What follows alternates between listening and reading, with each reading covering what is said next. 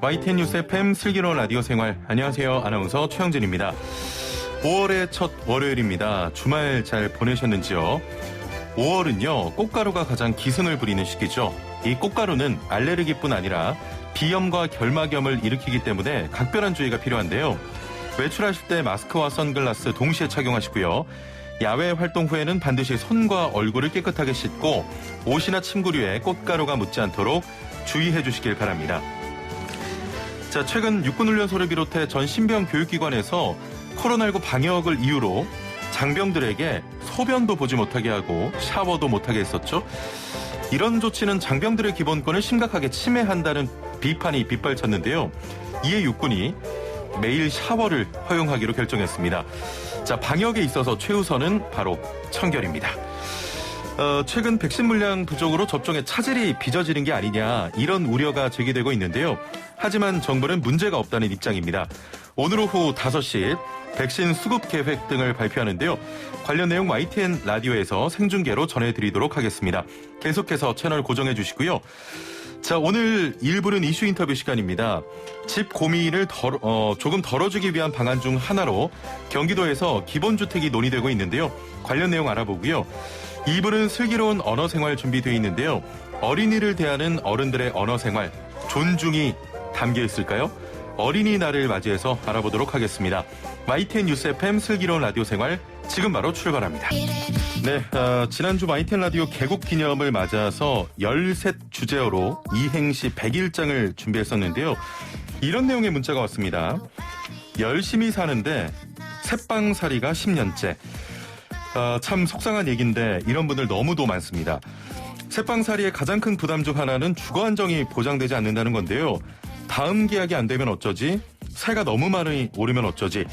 자, 이런 집 고민을 조금 덜어주기 위한 방안 중 하나로 경기도에서 기본주택이 논의되고 있는데요. 집에 대한 개념을 바꿔서 집 고민 좀 덜어보자는 겁니다. 어떤 변화를 계획하고 있는지 자세한 내용 들어보죠. 자, 함께 말씀 나눌 경기주택도시공사 이헌옥 사장 나오셨습니다. 안녕하세요. 네, 안녕하세요. 이헌옥입니다. 오전부터 저 YTN 라디오 방문해 주심에 감사드리고요. 네, 감사합니다. 예, 오시는 길 뭐 불편함은 없으셨습니까? 네, 불편 없었습니다. 네. 앞서 이야기했지만 열심히 사는데 새빵살이가 10년째. 네. 기본주택도 어떻게 보면 새빵살이의 개념 아닙니까? 그렇죠. 예. 지금까지는 새 산다는 것은 굉장히 불안한 거죠. 예. 어떤 주거 안정도 안 되고 또 좋은 집이 제공된다는 보장도 없고. 예. 쉽게 얘기해서 그 임대 서비스의 질이 굉장히 떨어지는 거죠. 그래서 저희는 물론 집을 사고 싶은 사람은 사야 된다고 생각해요. 근데 집값이 너무 비싸잖아요. 예. 그러니까 금방 바로 집을 사고 싶다고 해서 금방 살 수 있는 게 아니다 보니까 국민의 한 40%에서 50% 정도는 항상 세를 살게 돼 있습니다. 예. 전 국민의 44% 정도가 세를 살고 있는데요. 그런 분들은 세를 사는 동안이라도 좀 마음 편하게 살게 해주죠. 그 마음 편하게 세를 살다가 집을 살 형편이 되면 집을 살 수 있게 예. 그렇게 돼야지. 새 살 때는 너무 불안하게 만들면 이면 공포 수요, 뭐 패닉 바잉, 뭐 이렇게 되는 거죠. 예. 또 영끌 이런 문제들이 생기기 때문에 저희는 물론 집을 살 수 있는 환경도 만들어야 되지만 예. 그 전에 새 살 때 편하게 사는 그런 정책을 편다는 것이죠. 예. 좀 신뢰가 될 수 있는데 이상하게 그 이재명 경기도지사 목소리가 조금 들리는 것 같은데 평소에 그런 말씀. 예, 조금 그런 분도 있습니다. 예. 지난해 그 7월에 저희가 인터뷰 나눴을 때 기본주택에 대한 논의가 막 시작되는 그런 단계였죠. 네. 그때는 기본주택이란 개념조차 좀 낯선 상황이었습니다만 10개월이 이제 지났단 말이죠. 네. 기본주택에 대한 인식이 좀 많이 변했다 이런 생각이 들거든요. 예, 지금 저희가 열심히 홍보를 하고 있습니다. 예. 작년에 처음 나왔을 때는 예. 이 기본주택을 보편적 주거 서비스로 무주택자 모두에게 한번 제공해보자. 이런 굉장히 야심찬 그런 주장을 했던 것이죠. 그러니까 예. 아니 공공임대도 많이 부족한데 어떻게 보편적 주거 서비스로 모든 무주택자한테 제공할 수 있겠느냐. 취약계층 먼저 줘야 된다. 이런 얘기들이 많이 있어서요. 저희는 예. 접근을 그렇게 하면 영원히 해결되지 않는다. 모두에게 소득물을 주듯이 모두에게 장기 임대를 줄 수 있다. 그렇게 해서 계속 사실 국민적 공감대를 확대하는 그런 예. 사업들을 계속 해오고 있는 것입니다. 예. 그래서 뭐 국제 컨퍼런스도 했고 저희가 또 최근에 기본소득 박람회에 기본주택관도 열었고 또 기본주택 홍보관도 열고 예. 홍보도 계속하고 있고 광고도 하고 이렇게 해서 또 설문조사 이런 방법을 통해서 국민적 공감대를 계속 확대하고 있고요. 예. 최근에 이 기본주택에 대해서는 많은 분들이 이제 알아가고 계시고 또 찬성하는 분이 훨씬 더 많으십니다. 예. 새 살 때라도 정말 편하게 살자. 그러면은 집 살 때도 편하게 집을 살 수 있다. 그렇죠. 예, 이렇게 예. 생각하는 거죠. 네. 현장에서도 시민들이 이 기본주택에 대한 개념이 그래도 조금은 이제는 알고 계시죠? 많이 저희가 설명을 좀 하면 들어봤다 이렇게 하는 분이 많아지셨어요. 네. 예, 예. 자, 그래도 여전히 그 기본주택이 뭐야 네. 하시는 분들이 많으실 것 같습니다. 네. 정말 누구나 다른 공공주택처럼 특별한 그 자격을 갖추지 않아도 주거 안정을 보장받을 수 있는 겁니까? 이제 저희는 이제 보편적 주거 서비스로 제공하려고 하는 것입니다. 예, 예. 수도나 전기, 가스 같이 제공하려고 하는 것이니까요. 원하는 사람 누구에게나 다 제공한다. 일단 무주택자들에게는 누구에게나 다 제공하고 핵심 요지에 가장 좋은 곳에 가장 좋은 서비스를 제공하겠다. 예. 새 사는 사람들을 정말 잘 모시겠다. 이런 생각으로 하는 것이고요. 예. 충분히 주거 안정을 보장받을 수 있을 거라고 생각합니다. 예. 1471 애청자분께서는 이제 우리나라도 주택이 소유 개념이 바뀌어서 임대주택으로 활성화돼야 합니다. 이런 의견 주셨고요. 네. 기존 공공주택을 전환하는 건 아닌 거죠? 네, 아닙니다. 예. 기존 공공임대는 그대로 합니다. 예, 그대로 하고. 예, 공공주택 지구 같은 경우에는 기존 공공임대를 전체 주택호수의 35% 공급하게 돼 있습니다. 그건 그대로 하고 저희는 분양보다는 이런 기본주택 방식으로 장기 임대를 해서 예. 무주택자들한테 일단 새 사는 동안 편하게 살 수 있는 그런 기회를 제공하려고 하는 것이고요. 예. 저희 우리나라에서 가장 부족한 인프라가 장기 임대라고 생각하는 것이죠. 그래서 새 사는 동안 편하게 살 수 있는 환경이 안 되기 때문에 굉장히 사람들이 고통스럽다. 그래서 집 사는 것을 막으려는 건 절대로 아닙니다. 예. 그건 아니고 다만 현재의 분양 방식은 굉장히 투기를 많이 불러일으키기 때문에 그 분양 방식에 대한 좀 반성도 있는 것이고 장기 임대는 투기가 없습니다. 예. 그리고 핵심 요지에 장기 임대를 제공하면 새 사는 것에 대한 인식도 많이 바뀌겠죠. 예, 그렇게 해서 새 사는 동안 편하게 모시고 그다음에 형편이 되면 집을 살 수 있는 환경. 예. 그렇게 되면 집을 사려는 수요도 줄어들게 되기 때문에 집값도 안정이 될 수 있다. 이렇게 보는 것입니다. 예. 그래서 네. 조금만 더 구체적으로 이야기를 해보면 사실 집이라는 어떤 개념이 거주도 있지만 조금 네. 전에 말씀하신 이제 투기로 보는 분들도 많으신데 네. 이런 기본주택이 굉장히 활성화된다면 결국에는 이 투기도 잡힐 거라고 보십니까? 예, 그렇습니다. 예. 그러니까 우리가 보편적으로 주거 서비스를 제공해서 가장 저렴하게 원가 정도만 부담하면서 주거 안정을 기할 수 있으면 예. 집값이 항상 오른다는 보장은 없는 거죠. 무리해서 집을 살 필요도 없는 것이고 물론 그래도 집값이 오른다는 확신이 있는 분은 사시겠지만 예. 많은 분들이 어떤 불안해서 집을 사는 경우는 줄어드니까 주거 수요도 안정이 될 것이다. 예, 예. 그러니까 주택을 구입하려는 수요도 굉장히 안정이 될 거다. 이렇게 보는 거죠. 예.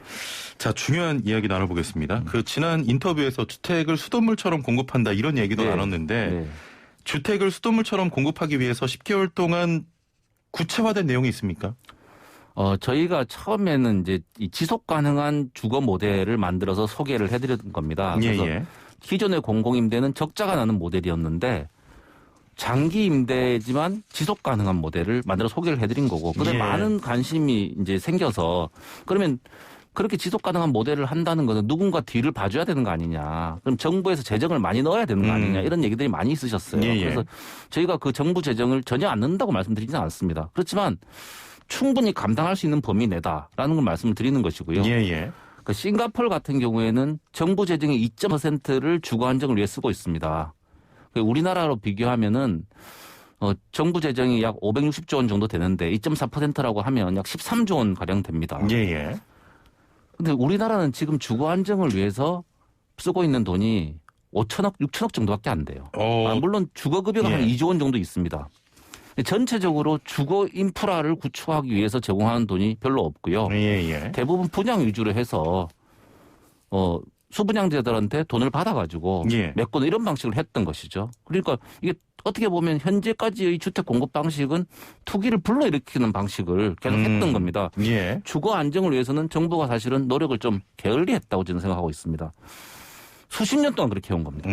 그런 관행이 있었던 거죠. 예. 그래서 저희는 철도 정도의 돈을 들이면 철도에 연간 한 8조 원 정도의 돈을 들이고 있습니다. 그 정도의 돈만 들이면은 전 국민의 주거 안정을 제공할 수 있다고 생각합니다. 네, 예. 큰 돈이 드는 게 아니죠. 지금까지는 이 전 국민 주거 안정을 제공하려면 엄청나게 많은 돈이 든다고 막연히 그렇게만 생각했던 겁니다. 예. 저희는 그걸 계산을 해봤습니다.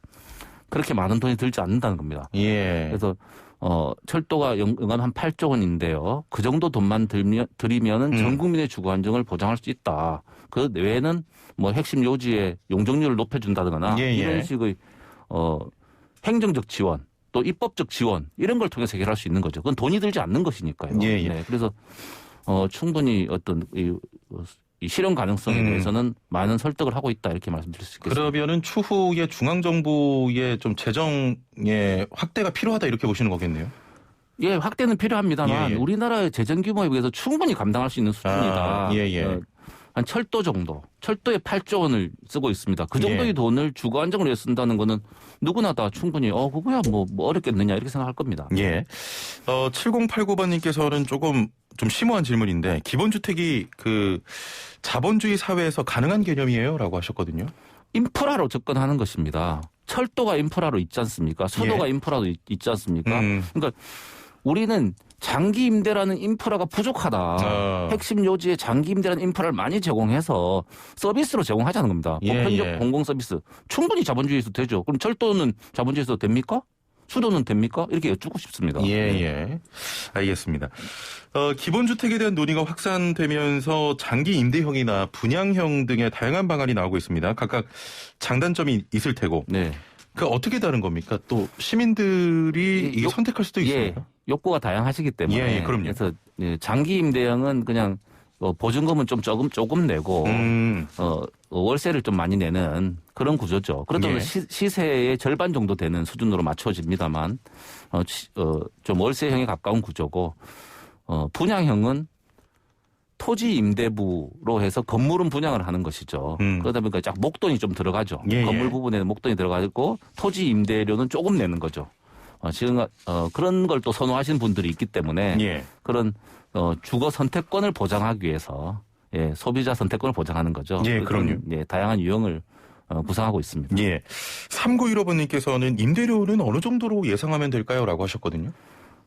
저희가 이게 단지별로 원가를 보전하는, 그러니까 적자가 나지 않는 모델 이렇게 생각을 하고 있습니다. 또 돈을 벌려고 하는 것도 아니고 대신 손해도 보면 안 된다 이런 생각을 하는 건데요. 대체로는 시세의 절반 정도다 이렇게 일반적으로 말씀드릴 수 있고요. 단지별로 다 달라집니다. 핵심 요지일수록 시세보다 저렴합니다. 그래서 핵심 요지에는 임대료가 굉장히 비싸지 않습니까? 그럴수록 저희가 인허가 지원이나 이런 걸 통해서 시세보다 저렴하게 공급할 수 있습니다. 한 30평형, 화장실 2개, 방 3개, 알파룸까지 있는 30평형 같은 경우에 저희가 58만 원, 월세 58만 원으로 생각합니다. 경기도의 GTX 역세권에 역세권인데 58만 원 정도. 500m 안에 GTX 역세권 500m 안에 58만 원 정도를 생각하고 있습니다. 평균 시세라면 이 정도 평형이면 거의 한 150만 원 하죠. 그 정도 100만 원 넘어가는. 150만 원 합니다. 비싼 데는 그렇습니다. 절반 정도의 수준인데. 집을 고를 때 그 중요하게 여기는 부분 중 하나가 바로 위치입니다. 조금 전에 GTX 역세권이라고도 하셨는데 기본주택의 입지에 대해서 접근이 쉬운 곳, 흔히 역세권 같은 핵심 요지로 좀 마련하겠다는 계획인데 아직도 이 부분은 유효한 그렇습니다. 거죠? 이게 또 사업성에서 굉장히 중요한 부분인데요. 핵심 요지에 지어서 용적률을 높여야만 그래야 사업성이 잘 나옵니다. 외곽에 지으면 이게 별로 좋지를 않습니다. 그 좋은 곳에 지어야 됩니다. 이게 기본주택 특징입니다. 굉장히 핵심일 것 같아요. 좋은 곳에 짓는다. 그래 좋은 곳에 지어야 시세보다 저렴하게 공급하면서도 적자가 안 납니다. 이렇게 좀 사장님 모시고 이야기를 하고 있습니다만 이런 핵심 요지의 경우 지금도 집을 구하기가 힘든데 공공에서 진행하는 이런 기본주택 가능할까 이런 의문도 사실 좀 들거든요. 사실은 지금도 계속해서 집은 공급하고 있습니다. 다만 지금까지 공급 방식은 주로 분양을 통해서 했던 것이죠. 분양을 수십 년 동안 했는데도 주거 불안이 해결이 안 되고 있습니다. 그거는 이 분양으로 해결하는 데 상당히 문제가 있다는 겁니다. 분양을 해도 자가 소유율이 별로 높아지질 않아요. 그걸 투자 자산으로 보기 때문에 예. 그러면 저희는 핵심 요지에 세사하는 사람들 편하게 해줄 수 있는 방법으로 투기를 불러일으키지 않으면서 주택을 계속 공급하는 방법을 고민한 겁니다. 그래서 장기 임대를 핵심 요지에 계속 공급한다면 투기를 불러일으키지 않으면서 예. 주거 안정에는 획기적으로 기여하겠구나 이렇게 생각을 한 것이고요. 장기 임대라는 거는 주거 안정 외에 다른 기능은 없는 것이니까요. 그래서 핵심 요지에 공급하는 것은 별 문제가 없다. 지금도 계속 하고 있다. 핵심은 기존의 투기를 불러일으키는 방식을 바꾸는 거다. 주거 안정을 주된 목적으로 하는 것이죠. 예. 애플리케이션으로 미니맘님께서는 거주하는 사람의 삶의 가치로 평가되면 좋겠어요. 집을 소유하기보다 인생을 더 즐겁게 사느냐가 중요한 것 같습니다. 꼭 내 집은 없어도 행복하게 살아가니까요라고 또 하시네요. 새 사는 동안 행복하게 사시고 집 살 때도 편하게 사시라는 겁니다. 아주 강조를 하시네요. 네. 이게 집도 편하게 살 수 있는 비법입니다. 그렇습니다. 좋은 말씀 감사하고요. 조금 걱정인 부분이 기존 공공주택을 향한 차별적인 시선도 많은 상황에서 사실 그 공공주택을 향한 조금의 어떤 그런 시선들이 있거든요. 기본주택도 이런 시선의 문제가 있지 않을까. 그래서 저소득층 위주로 하면 그런 문제가 생기기 때문에 저희가 보편적 주거 서비스로 하자. 그래서 잘 사는 분들도 들어올 수 있게 하자. 소득, 자산 제한 없이 무주택자면 누구나 와서 사는 기본주택 만들자는 것이죠. 그래서 저희 기본주택 홍보하는 광고 모델 김세정 씨라고 있는데요. 그분도 기본주택 너무 좋고 여기인데 살 수 있냐라고 여쭤보세요. 저희는 그런 분들이 와서 살기를 바랍니다. 무주택자면 누구나 와서 살 수 있는 그런 환경이 되어야 그런 기피시설 이런 인식이 사라지겠죠. 핵심 요지 가장 좋은 곳에 누구나 모여 사는 것이죠. 그러니까 그 어떤 부의 여부와 관계없이 무주택자라면 누구나 와서 사는. 네, 그렇습니다. 수돗물 모두에게 주듯이 그렇게 하자는 겁니다. 물론 부자들은 대부분 집이 있기 때문에 잘 안 들어와요. 그렇지만 그중에서도 나는 뭐 집 없이 살겠다라고 하는 분들은 집을 소유하지 않은 것에 대한 우리가 사회적인 인정을 해주자. 뭐 이렇게 생각하시면 됩니다. 최근 그 경기도 기본주택정책자문위원회가 구성된 것으로 알고 있는데 맞습니다. 사실 좀 많은 분들이 들으시면서도 궁금한 게 언제 기본주택이 가능해지느냐 이거 아닙니까? 지금 대규모로 공급하는 것은 3기 신도시 택지를 조성하고 있기 때문에 3기 신도시의 택지가 한 2023년부터 본격적으로 공급이 될 겁니다. 그렇죠. 그러면 빠르면 2025년 정도에는 기본주택을 공급할 수 있다 이렇게 보고 있습니다. 대규모로 공급할 수 있을 것이다 이렇게 생각을 하는 것이고요. 그 전이라도 저희는 올해라도 사업지를 정해서 시범사업을 해보겠다. 그래서 지금 사업지를 발굴하고 있습니다. 알겠습니다. 저희가 그 방송 중간에 이렇게 퀴즈를 좀 내는데요. 시청자분들 참여 유도를 위한 퀴즈인데요. 우리 그 사장님께서도 퀴즈를 들으시다가 힌트를 혹시 주실 수 있으면 애청자분들 정답 맞추시라고 좀 그 퀴즈에 대한 힌트를 부탁드리도록 하겠습니다. 자, 본격 문자창 CPR 프로젝트 슬라생 오늘의 상식 퀴즈. 당신은 오늘 어제보다 더 똑똑해집니다. 이현욱 GH 사장과 함께하는 오늘의 상식 퀴즈. 자, 퀴즈 듣고 정답 아시는 분은 단문 50원, 장문 100원의 유료 문자 샵 0945 우물정 0945번으로 정답 보내주시면 됩니다. 정답 맞추신 분들 중에 추첨을 통해 상품도 보내드리고 있으니까요. 퀴즈 잘 듣고 맞춰주시면 됩니다. 자, 그럼 문제 나갑니다. 앞서 이현욱 GH 사장과 일부 인터뷰를 쫑긋해서 들으신 분들은 충분히 정답 맞추실 수 있는 그런 문제인데요. 소득, 자산, 나이에 관계없이 무주택자 누구나 평생 안정적으로 거주할 수 있는 새로운 주거 모델인 이 사업의 이름은 무엇일까요? 1번 기본주택, 2번 전원주택, 3번 기찻길 옆 오막살이 아기 잘도 잔다. 자, 정답 아시는 분은 단문 50원, 장문 100원의 유료 문자 샵 0945번 우물정 0945번으로 정답 보내주시면 됩니다. 우리 제작진이 진짜 이 퀴즈를 진짜 퀴즈 할 때 바로 저한테 알려줘요. 그 보기를 못 보고 들어오는데 부끄럽습니다, 진짜. 자, 정답 맞추신 분들 중에 추첨을 통해 선물을 보내드리는데요. 선물 소개해드리죠.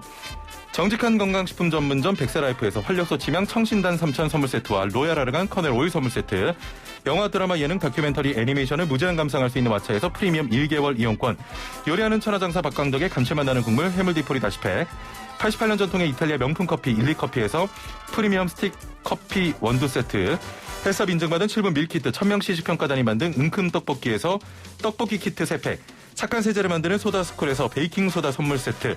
자, 이번 달부터 2개가 더 추가됩니다. 익산 함나 베델 목장에서 직접 짠 신선한 원유로 정직하게 만든 목장형 플레인 수제 요거트, 착한 요구르트를, 자, 농장에서 직접 재배한 채소를 사용한 맛있는 한 끼 마곡 테이블에서 2인 식사권을 드립니다. 지금부터 많은 참여를 부탁드리고요. 자, 새로운 선물이 2개 늘어난 만큼 선물 받을 분들도 늘어난다는 얘기입니다. 많은 참여 부탁드리고요. 다시 마이크를 우리 이현욱 GH 사장님께 넘겨보도록 하겠습니다. 혹시 힌트가 가능하실까요?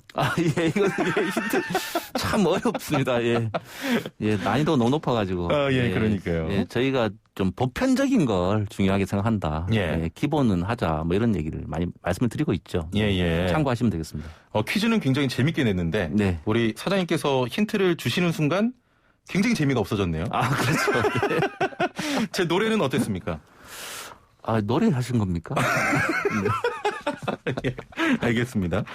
자, 이제 슬슬 좀 이야기를 맺을 시간이 됐는데, 서두에 좀 이 기본주택 인식을 위해서 많은 또 노력을 하고 계시다고 하셨습니다만, 네. 그럼에도 불구하고 아직 기본주택에 대해서 좀 인식이, 또 이 단어가 생소하신 분들이 있습니다. 네. 앞으로 좀 많은 시민들이 이런 인식 개선을 위해서 혹시 이 기본주택에 대한 정의를 잘 알기 위해서 어떤 노력이 좀 필요할까요?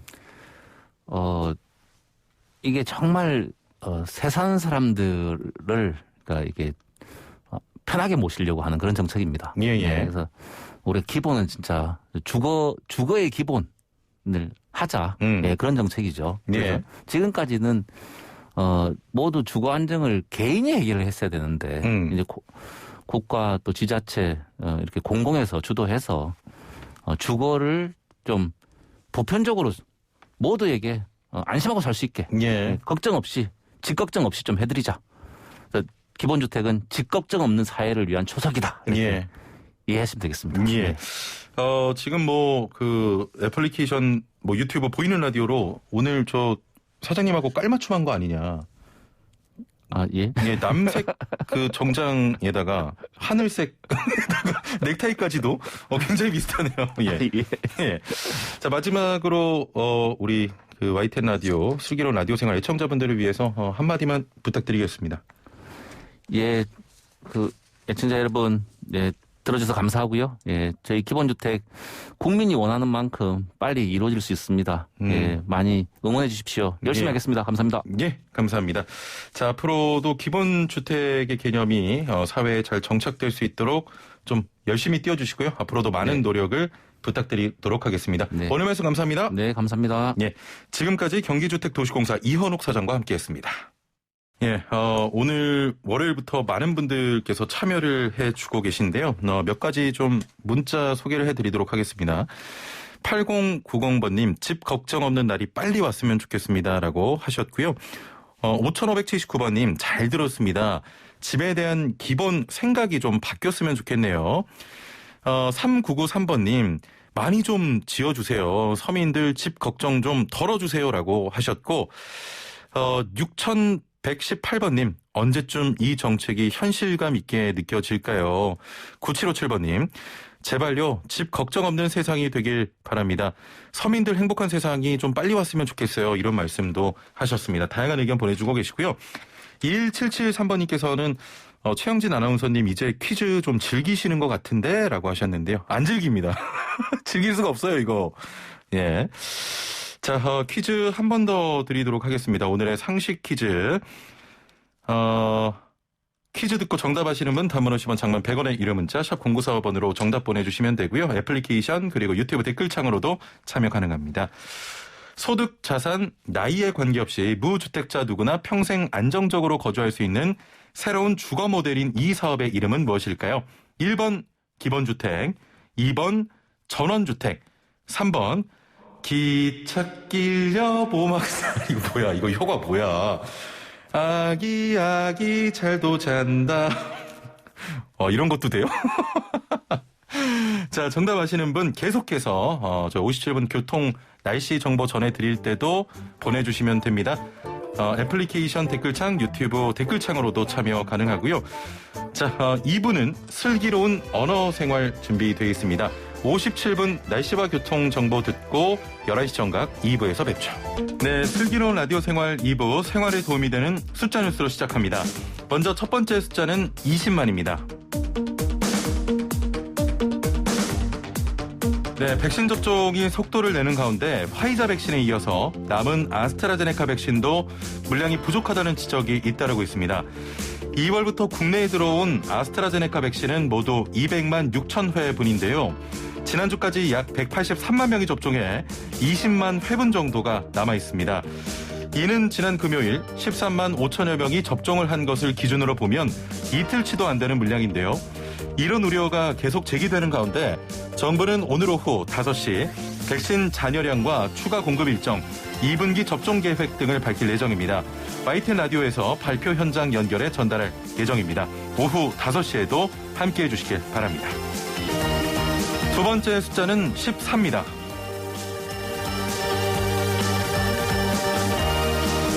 공매도가 오늘부터 코로나19 사태로 중단된 지 14개월 만에 부분적으로 재개됩니다. 재개되는 종목은 한국거래소 상장 종목 가운데 시가총액이 상위군에 속하고 거래량이 많은 코스피 200과 코스닥 150인데요.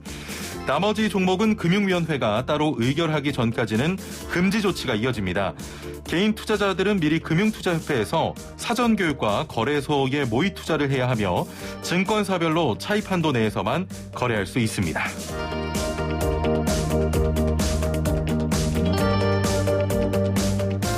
세 번째 숫자는 3입니다. 오늘부터 공무원 사적 모임 금지도 해제된 가운데 사회적 거리 두기와 5인 이상 사적 모임 금지가 23일까지 3주간 더 연장됩니다. 다만 주간 일평균 확진자 수가 800명 이상이 되면 방역조치 강화를 검토하기로 했는데요. 백신 접종이 차질 없이 진행되고 신규 확진자 수가 1000명 아래에서 통제된다면 오는 7월부터 새로운 사회적 거리 두기를 적용할 예정입니다. 한편 사회적 거리 두기 개편안이 3일부터 일주일간 전라남도에서 시범적으로 적용됩니다. 지난달 26일부터 시범 적용한 경북 12개 군에 이어서 두 번째인데요. 6명 이하까지 사적 모임이 가능하고 모임 행사는 300명까지 허용됩니다. 네, 마지막 숫자는 5입니다. 내일부터 어린이날인 5일 수요일 오전까지 여름을 알리는 비가 내릴 것으로 보입니다. 비가 그친 후엔 주말까지 전국이 대체로 맑겠는데요. 다만 목요일과 금요일엔 대체로 구름이 많겠습니다. 전국 미세먼지는 어린이날인 5일 오후 한때 나쁨을 보이지만 이때를 제외하고는 보통 수준을 보일 것으로 관측됐습니다. 지금까지 생활에 도움이 되는 숫자 뉴스였습니다. 네, 이어서 슬기로운 언어생활 시간입니다. 어린이에게 경어를 쓰시되 늘 보드럽게 하여 주시오. 1923년 첫 어린이날을 기념하며 어른들에게 전하는 내용이 담겨 있는데요. 어린이에 대한 존중이 담겨 있습니다. 자, 그런데 100년에 가까운 시간이 지나면 지금 이 의미는 얼마나 지켜지고 있을까요? 어린이를 대하는 어른들의 언어생활, 과연 존중이 담겨 있는지 오늘 슬기로운 언어생활에서 함께 고민해 보겠습니다. 자, 오늘 신지영 고려대 국어국문학과 교수와 함께합니다. 교수님, 안녕하세요. 안녕하세요. 예, 늘 보고 싶네요, 교수님. 네, 저도요. 자주 불러주세요. 예. 자, 어린이에게 경어를 쓰시되 늘 보드럽게 하여 주시오. 그만큼 어린이를 좀 존중하자. 네. 이런 내용으로 들리는데 100년 전에는 좀 이런 내용이 잘 지켜졌을까요? 100년 전에 예. 어떤 분이 쓴 글이 있습니다. 이 글을 한번 읽어볼게요. 예. 김기전이라는 분이고요. 예. 어린이 운동에서 굉장히 중요한 역할을 하셨던 방정환 선생님과 함께 중요한 역할을 하셨던 분입니다. 예. 장유유서의 말패라는 개벽이라는 잡지에 실린 글인데요. 1920년 예. 5월에 실린 글입니다. 잘 들어보시고 혹시 반성할 점은 없는지 한번 생각해 보죠. 예. 또 우리가 어떠한 고심을 물론하고 장유가 동일 장소에 회합하게 되면 이런 꼴을 볼 수 있다. 곧 유년이 장자와 더불어 무슨 문제를 말하다가 털끝만치나 당돌한 모습이 보이면 그 장자는 요놈, 어린 놈이, 혹 요놈, 조그마한 놈이, 또 요 머리에 피도 안 마르지 않은 놈이 라는 말을 화두로 하여 감히 장자에게 라는 어조로 끝을 맺는다. 그 사이에는 시비 곡질이 없고 아무 조건이 없다. 그저 어린 놈, 장자에게 감히 하는 몇 마디면 그만이다. 이렇게 이야기를 시작하는 글이 있습니다. 예. 우리가 지금 여러 가지 머릿속에 이 100년 전에도 이랬는데 지금은 어떨까? 감히 이렇게는 얘기하진 않지만 어서 많이 들어본 표현 있죠?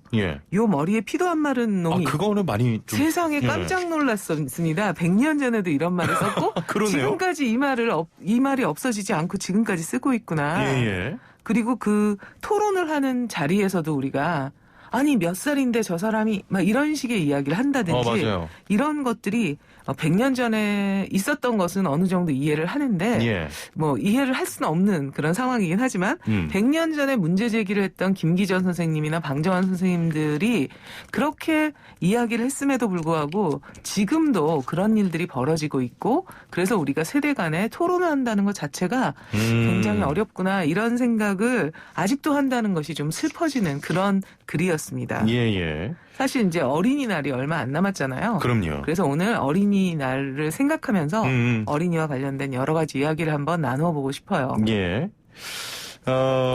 저 어린이란 말이 언제부터 좀 사용됐을까 이런 것도 궁금하거든요. 네. 그 많은 사람들이 이제 방정환 선생님이 어린이라는 단어를 만들었다 이렇게 생각하시는데 그거는 아니고요. 아니에요? 네. 17세기 문헌을 보면 17세기에 이제 언해 자료라고 그래서 한글로 이렇게 번역한 자료를 보면 어린이라는 단어가 나오긴 나옵니다.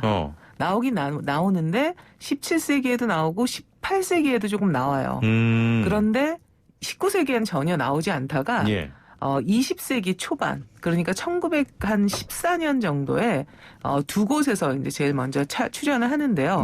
하나는 이제 그 조선 총독부에서 만든 그런 그 아이들용 그 도서 교과서에 나오고요. 그다음에 같은 시기에 최남선 선생님이 그 청년이라는 그 잡지를 만드시잖아요. 그 잡지에 처음 출연을 합니다. 1914년에. 그래서 어린이의 꿈이라는 권두시를 이제 그런 제목의 권두시를 내세요. 그래서 사실은 최남선 선생님이 가장 먼저 이거를 이제 10년대에 보면 1910년대 10년대에 사용하셨죠.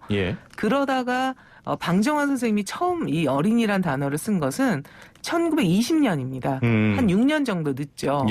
그래서 이제 동시를 이제 하면서 그 잡지에다가 그 1920년에 개벽이라는 잡지에 불 켜는 이라는 번안 동시를 이제 게재하시면서 어린이라는 단어를 어린이를 위한 시다 하면서 이제 어린이라는 단어를 처음 쓰셨습니다. 하지만 이제 그러니까 누가 만들었고 누가 처음 썼느냐 이건 별로 중요하지 않고요. 사실은 요즘에 우리가 가지고 있는 존중의 의미의 어린이 이런 의미로는 방정환 선생님이 가장 먼저 쓰셨고 의미를 조금 더 그러니까 존중의 대상으로 우리가 삼자. 아해놈이라든지 어린 녀석 이런 뜻이 아니라 이렇게 부르지 말고 어린이. 젊은이나 늙은이처럼 어린이라는 말을 대대적으로 써서 존중의 대상임을 우리가 잊지 말아야 된다라고 재정의하시면서 어린이라는 단어를 굉장히 널리 확산한 그런 주인공이다 이렇게 얘기할 수가 있겠습니다. 그렇군요. 잘 정리를 해주셨고 대본에는 교수님께서 어린이 언제부터 썼을까 이런 퀴즈를 내는 게 있는데 그걸 안 하시길래 제가 여쭤봤습니다. 그냥. 그러신 것 같았습니다. 자, 우리 대본대로 안 하잖아요. 그럼요. 그럼 제가 퀴즈 하나 내볼까요? 아니요. 대본대로 안 내보겠습니다. 퀴즈가 있습니까? 어른이들을 위해서 한번 내볼까요? 퀴즈 좋죠. 네. 우리 지금 어린이날 몇 월 며칠이죠? 5월 5일. 5월 5일. 네. 5월 5일 어린이날이라고 우리가 보통 생각을 하고 있는데 어린이날이 처음 이제 만들어진 날은 때는 1922년이 있고 23년이 있어요. 지금 그러니까 규모가 좀 확대돼가지고 예. 전체적인 어떤 처음에는 22년에는 천도교를 중심으로 해가지고 이제 만들어졌던 어린이날을 선포했는데 예. 23년에는 이제 우리나라 전체 조선 소년 협회 같은 것들을 만들어가지고 예. 천도교뿐만 아니라 확대해가지고 첫 번째 대대적인 행사를 한 게 23년입니다. 예. 그때 그리고 22년에도 마찬가지고요. 어린이날은 5월 5일이 아니었습니다. 자, 그러면 어린이날은 몇 월 며칠이었을까요? 이게 오늘의 질문입니다. 너무 어려운데? 어렵지 않습니다. 뭐 힌트 같은 건 없습니까? 네, 이게 만약에 어린이날이었으면, 예. 같은 휴일이 2번 겹칠 뻔했어요.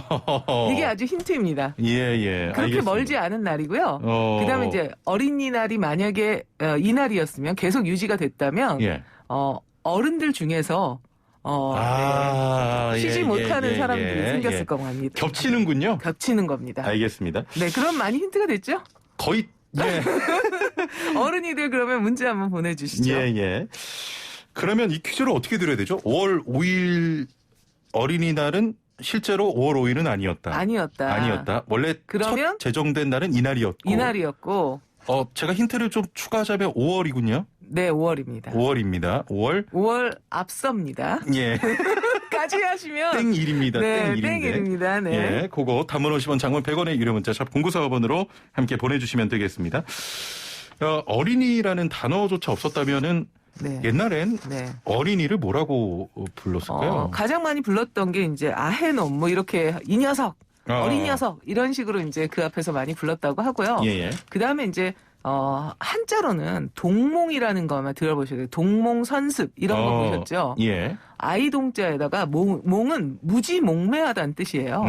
그러니까 어린이라는 존재를 어떻게 봤는지가 동몽이라는 걸 통해서 드러나죠. 예. 그러니까 동몽이라는 단어를 씀으로써 유교를 중심으로 했던 전통사회에서는 어린이는 그냥 교화의 대상이고 무지몽매한 존재라서 교육하고 해야 되는 그런 존재다. 아직 미성숙한 존재고 미완성된 존재다. 이런 식의 생각을 담고 있었죠. 예. 그래서 어린이라는 말을 통해서 이 동몽의 그런 기존의 관습에서 벗어난 거 엄청난 일이라고 생각할 수 있습니다. 예. 이 어린이라는 단어가 네. 지금 동몽에는 좀 목매하다 이런 뜻이 있었지만 어린이는 그냥 어린 그렇죠. 아이 나이가 이렇게 어린 거죠. 나이를 어린. 나이만 어린 거지 지위나 능력이 낮은 건 아니다. 이게 방정환 선생님께서 이제 강조하신 것이죠. 예. 그러니까 나이에 의해서 우리가 젊은이라든지 아니면 늙은이처럼 이렇게 나이에 의해서 그룹을 만드는 것처럼 이 아이들은 그냥 나이가 어린 존재일 뿐이지 지위나 능력이 부족한 것은 아니다. 예. 그래서 이 나이대를 묶는 단어가 어린이라는 단어를 통해서 집단을 집단화시키고 그 집단을 존중해주자 이런 이야기를 하신 거죠. 그렇습니다. 자, 지금 유튜브 댓글로 형제님 제일 긴장하는 시간 두둥이라고 어떻게 알았죠? 예. 우리 애청자신 것 같아요. 애청자입니다. 가장 긴장하는 시간이고요. 5월 8일이라고 보내주신 분들 많은데. 우리 5월 8일은 안 놀잖아요. 안 놀고 또 뒤가 아니고 앞이라니까요. 앞쪽이고요. 또 중요한 또 그 5월 8일에는 또 있으니까. 네, 그렇죠. 네, 그거랑 겹치진 않습니다. 그거랑 겹치진 않습니다. 예. 네. 저 방정환 선생님 이야기를 계속 하고 있었는데. 네. 야, 일제강점기에도 참 어린이들을 위한 다양한 활동들을 하셨잖아요. 네. 어떻게 그렇게 할 수 있었을까요? 방정환 선생님의 그 대해서 제가 이제 한 논문을 쓰면서 굉장히 놀랐던 게 우연한 기회에 제가 이제 방정환 선생님, 김기전 선생님 그리고 지난번에 소개해드린 그 박승빈 선생님에 대해서 이제 논문을 쓰게 됐는데요. 그러면서 그 방정환 선생님의 삶을 이렇게 보니까 우리가 그냥 알고 있는 방정환 선생님 그럼 어린이날밖에 모르잖아요. 사실 그렇죠. 예. 엄청나신 분이구나라는 걸 알게 됐습니다. 예. 이분이 처음 태어나신 게 이제 1899년이에요. 태어나신 해가 1899년인데 돌아가신 해가 몇 살에 돌아가셨을 것 같아요, 우리 최영진 선생님? 방정환 선생님 몇 살에 돌아가셨을까? 이러니까 또 이제 당황스럽잖아요. 이런 것도 퀴즈를 그렇게 오래 사셨나요? 오래 사셨을까요? 아니면 단명하셨을까요? 조금 일찍 돌아가신. 굉장히 일찍 돌아가셨어요. 1931년에 돌아가셔서 우리나라 나이로 그냥 세는 나이로 33세에 돌아가셨어요. 그런데 이런 어린이에 관련되는 그런 활동뿐만 아니라 저서가 어마어마하고요. 예. 굉장히 많은 저술들을 남겼습니다. 그리고 뭐 강연 이런 것들도 대단하셨는데요. 예. 이분의 삶을 이렇게 보면 굉장히 재미있는 지점들이 있어요. 이분이 이제 10세 때 10살 때였는데 원래 태어날 때는 좀 부유한 집안에서 태어났다가 집이 이제 상업을 하다가 이제 좀 많이 망해가지고 한 7세, 8세, 9세 때 굉장히 어려워졌어요. 예. 그러다가 이제 10세 때 어떤 분이 이 방정환 선생님한테 환등기 하나를 줍니다. 환등기 아시죠? 불로 이렇게 해가지고 이렇게 활동 사진처럼 이제 사진이 보이는 그런 거를 이제 이렇게 줬다고 해요. 어떤 미술가였는데 원래 이 방정환 선생님 보고 굉장히 이제 마음에 들어가지고 똑똑하고 그러니까 너무 어려운 집안에 있으니까 양자를 좀 드리려고 하셨대요. 예. 그러다 이제 집안에서 반대를 해가지고 그렇게는 못했고 그래서 대신에 환등기를 그 당시에는 구하기 굉장히 어려운 거였는데 환등기를 이제 주셨다는 거예요. 예. 그래가지고 이 방정환 선생님이 언변이 뛰어나신 분이었거든요. 어느 정도였냐면 이 나중에 이제 강연 같은 거를 하면 사람들이 그 강연에 막 몰입해가지고 빠져나갈 수 없는. 예. 그리고 막 1,000명만 이제 와라 그랬는데 2,000명씩 오는 이런 일들이 많이 있었다고 합니다. 예. 근데 이제 10세 때에도 그러셨던 것 같아요. 그래가지고 아이들을 이제 모아놓고 막 이야기를 하는데 뭐 변사처럼 막 이야기를 해서 굉장한 인기 그런 스타였다고 합니다. 근데 이제 그러면서 이제 아이들을 조직하는데요. 그때 이제 소년 입지회라는 걸 10살 때 만듭니다. 예. 그래가지고 매 일요일마다 모여가지고 막 토론회를 하고 이런 것들을 했는데 처음에는 8, 9명 친구로 시작했던 게 몇 년 후에는 회원이 160명이 되는 이런 대대적인 모임이 되기도 하고요. 예. 이렇게 조직력과 그런 네트워크가 어마어마한 그런 존재였고요. 그러다가 이제 손병희 선생님의 셋째 사위로 가면서 17살 때 이제 결혼을 하시면서 이제 더 아주 날개를 달 수 있는 그런 게 됐던 거죠. 예. 그러면서 이제 3.1운동에도 굉장히 중추적인 역할을 하시고 그러다가 그것 때문에 이제 서울에 있을 수가 없어서 일본으로 갑니다. 그러면서 이제 그 일본에서 그런 그 유학 생활을 하시면서도 돌아오셔가지고 계속해서 이제 강연 활동을 하거든요. 이러면서 이제 일본과 한국을 왔다 갔다 하면서 어린이 운동을 이제 20년대부터 시작을 하시는 거죠. 그래서 천도교 소년회가 21년에 만들어져가지고 김기전 선생님이 이제 방정환 선생님과 해가지고 천도교 소년회가 만들어졌고요. 22년에 그래서 첫 어린이날을 천도교 소년회를 중심으로 해가지고 이제 대대적인 행사를 합니다.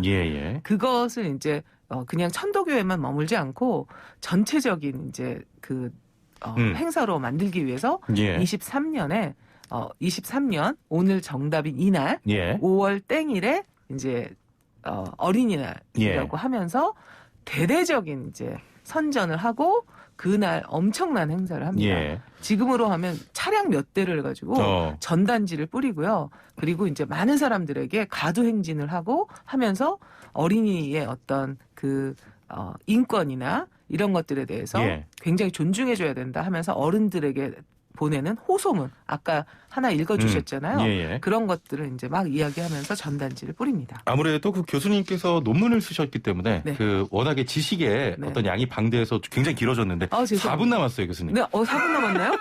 이렇게 4분밖에 안 남았나요? 뭔가 이렇게 이제 저 벌써 결론으로 뛰어가야 되는데. 네. 자, 그러면 4분밖에 안 남았으니까 이 이야기 두 가지만 할게요. 그러시죠. 우리가 어린이들에게 어떤 말을 쓰고 있는가? 이 말을 우리가 지난번에도 그런 얘기를 했는데요. 어린이들에게 경어를 써라. 이게 방정환 선생님의 아주 중심적인 이야기였습니다. 아까 최영진 선생님도 이야기해 줬듯이 어린이에게 경어를 쓰시되 늘 보드랍게 하여 주십시오. 이런 호소를 했잖아요. 선생님 본인도 그리고 김기전 선생님도 또 지난번에 얘기했던 박승빈 선생님도 어린이들의 인권을 존중하는 차원에서 아이들에게 경어를 쓰라. 아이들 상호간에도 경어를 쓰되 어른들도 경어를 쓰게 하자. 이런 이야기를 합니다. 그래서 이제 마지막이라고 하시니까 어른들에게 전하는 부탁. 아까 한 가지 말씀해 주셨잖아요. 예. 이건 3번째 부탁이었고요. 8가지의 부탁을 합니다. 예. 그 어른들에게 전하는 부탁, 방정환 선생님께서 하셨던 어린이날 하셨던 어른들에게 전하는 부탁 읽어드리고 마무리 그 정답 이야기하고 마무리해볼게요. 예. 좋습니다.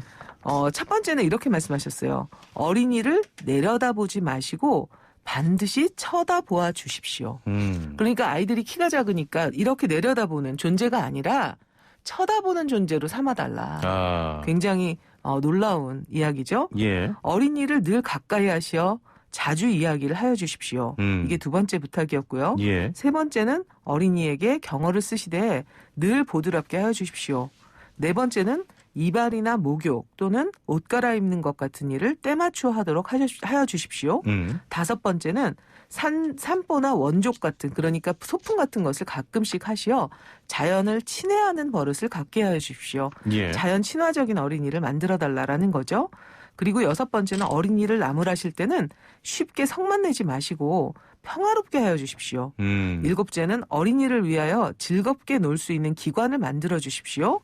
마지막으로 이 대우주의 뇌신경의 말초는 늙은이에게 있지도 아니하고 젊은이에게도 있지 아니하고 오직 어린이 그대들에게 있는 것을 늘 생각해 주십시오. 이렇게 부탁을 합니다. 예. 네. 지금 굉장히 저도 이제 들으면서 네. 좀 새겨야겠다 이런 말씀인데 사실 조금 시간이 남아서 이거 여쭤보고 싶어요. 네. 그 요즘 주린이 네. 어린이에 그렇죠. 따서 주린이 이런 얘기도 많이 하잖아요. 예린이, 주린이, 네. 이런 요린이 이런 말을 하잖아요. 이런 단어 자체가 사실은 이제 우스갯소리를 이렇게 하지만 사실은 아까도 말씀드렸듯이 어린이는 능력이나 지위가 낮은 존재라는 뜻이 아니거든요. 그렇죠. 그런데 만약에 이렇게 주린이, 요린이 이런 말을 통해서 원래 방정환 선생님이 어린이를 다시 발굴해서 전파하려고 했던 의도, 그러니까 존중과 그런 대상이어야 한다라는 것을 훼손하는 그런 의미의 주린이, 요린이 이런 표현들은 우리가 다시 한번 생각해 봐야 되지 않을까요? 예. 이걸 통해서 주린이나 요린이 같은 경우 요리를 알지 못하는 사람, 능력이 떨어지는 사람 이렇게 우리가 생각하게 되면 어린이는 능력이 떨어지고 지위가 낮은 존재구나. 그렇죠. 이렇게 생각하기 쉽기 때문에 그런 것들을 우리가 이야기할 때 좀 주의해야 되지 않을까 이런 생각을 해봅니다. 예, 알겠습니다. 오늘 뭔가 5월 며칠 정답. 그러니까 정답 발표해야 되는데 5월 며칠입니까, 교수님? 1일이었습니다. 5월 1일이었고요. 예. 지금처럼 5월 5일이 된 거는 1946년. 그래요? 이었습니다. 원래는 5월 1일이었는데 5월 1일. 일제강점기에 일제가 너무 타담을 해가지고 그 메이데이 행사 이런 거랑 겹치니까 그리고 이제 평일인 경우도 있어서 그래서 30년대에 이걸 바꿉니다. 5월 첫 번째 일요일. 그러다가 46년에 5월 5일이 첫 번째 일요일이었거든요. 다시 그렇군요. 부활을 하게 돼요. 처음 알았습니다. 네, 그러면서 5월 5일이 되었습니다. 3333번님께서 이 코너 너무 유익합니다. 시간 좀 많이 늘어났으면 좋겠어요.